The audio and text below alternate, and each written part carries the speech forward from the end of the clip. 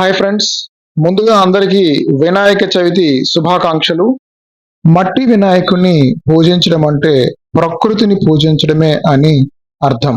మనకు జీవాన్ని, జీవితాన్ని, మనుగడను అందించే ప్రకృతిని పూజించే ఒక అద్భుత అవకాశం వినాయక చవితి ద్వారా మనకి లభిస్తుంది.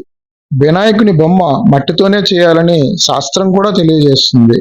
మరి మట్టి వినాయకుని పూజించడం ద్వారా పర్యావరణ పరిరక్షణకు మనవంతు బాధ్యతను నెరవేర్చినట్టు అవుతుంది.